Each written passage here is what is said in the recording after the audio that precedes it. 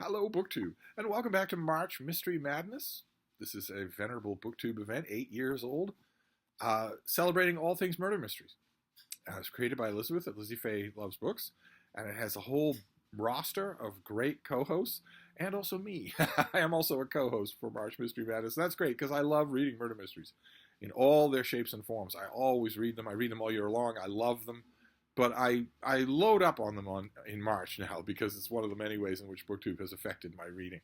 And I load up on them with extra care and curiosity this time around because I am once again thinking about writing a murder mystery for Camp NaNoWriMo, which is just a few days away. I'm trying not to remember, but it's just a few days away. I need an idea, a plot, characters, background, everything between now and then. I'm thinking still about doing it. If I don't write a murder mystery, I'll write something for Camp NaNoWriMo. But even if I don't do a murder mystery for Camp NaNoWriMo, I'm still going to do another murder mystery. I'm going to try to write one sooner or later, sometime this year. There are 2 other writing events that are just NaNoWriMo related, and that's not even anything on my own or somebody else's writing event.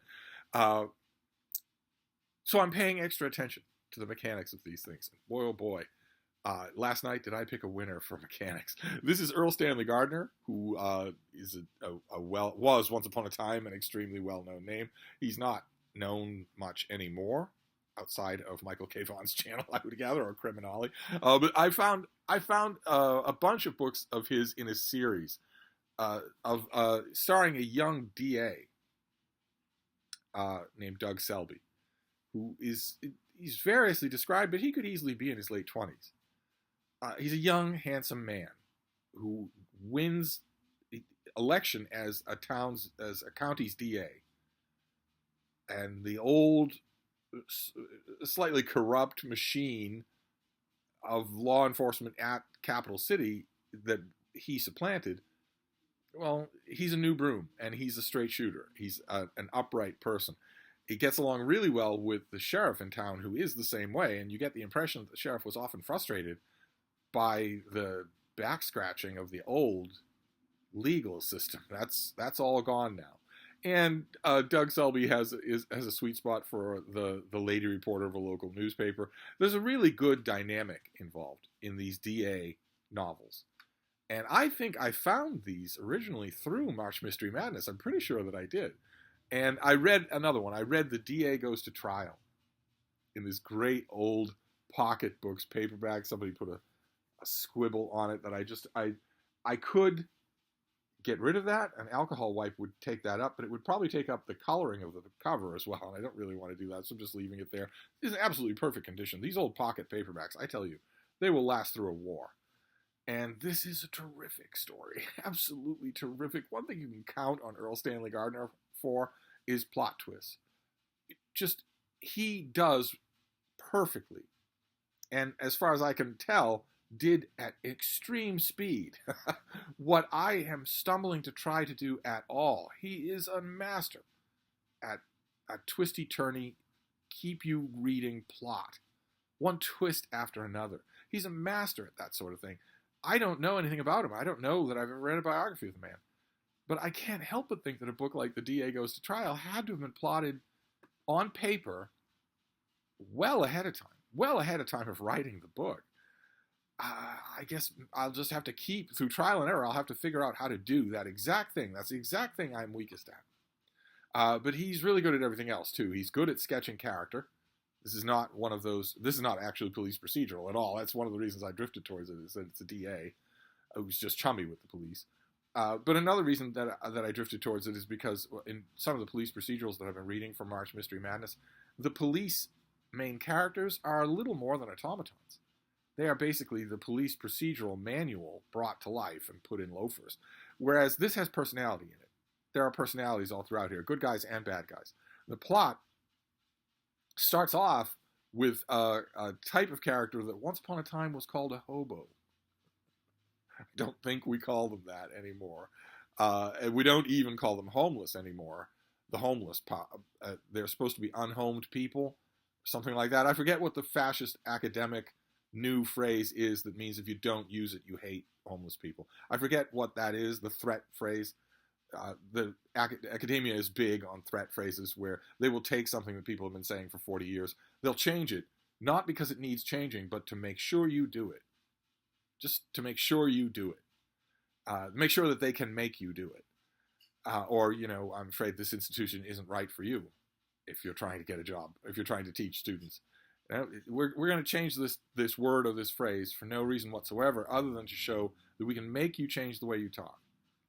I forget what the current politically correct term is for the homeless, but once upon a time, hobos were homeless people who rode the rails and moved around a lot. They didn't have encampments under bridges or on Rodeo Drive or whatever. They moved around a lot.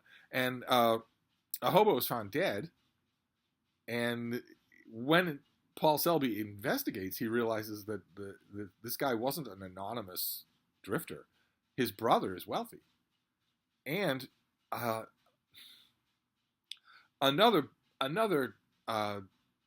dead body shows up, and the widow of the second dead body claims that the two men are the same, but their fingerprints don't match.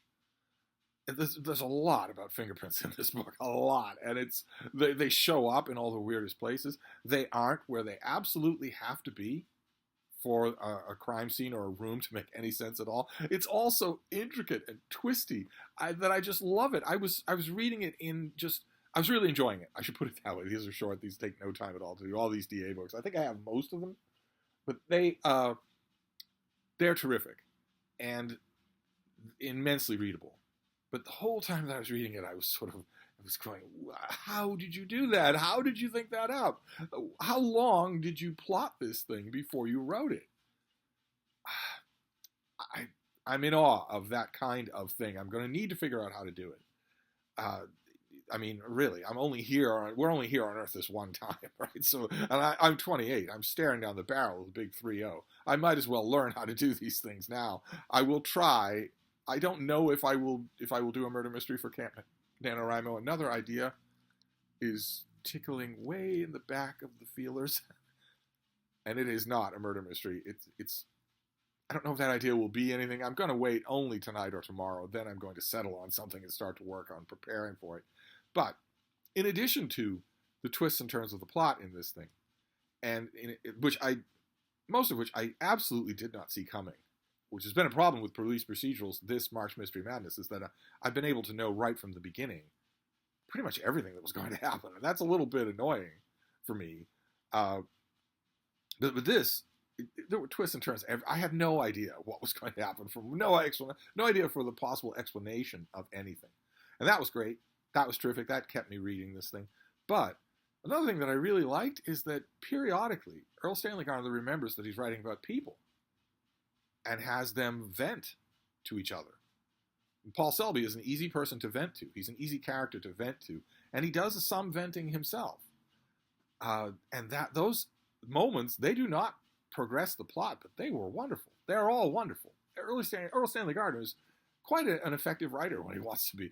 And he also, in this book and in all the other DA books that I have read, he has moments where his characters will pause and philosophize on some aspect of what they're seeing, on the broader aspect of something of what they're seeing. Now, probably I have an idealistic bubble here. Probably Gardner worked those digressions in merely to pad his page count and wasn't thinking about them at all. But I like them. Most of them I really think are good. Like, for instance, at one point,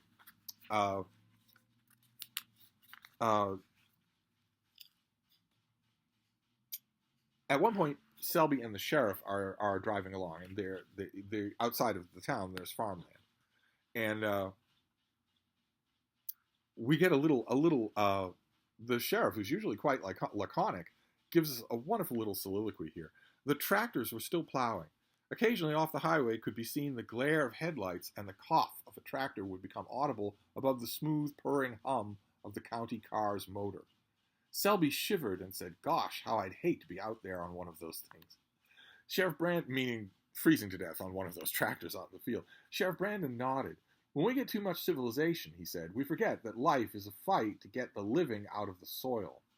Other things give us the conveniences, but when it comes right down to showdown, there's the battle of civilization.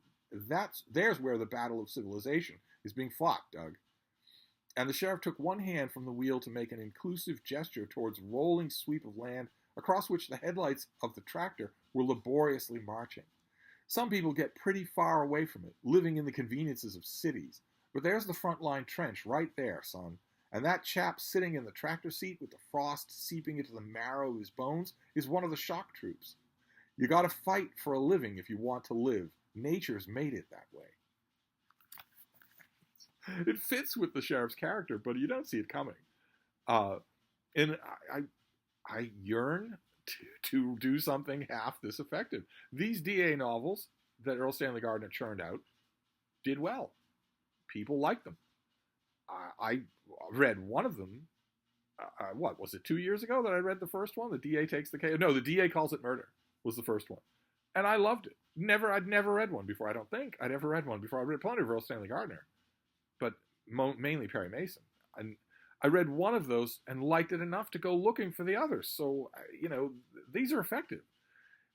I guess that's the whole point of this March Mystery Madness video, is me not so subtly envying the ability to do this sort of thing, especially if, probably Criminale knows all about Earl Stanley Gardner, or Michael K. Vaughan does, or a bunch of other of you that know this author better than I do.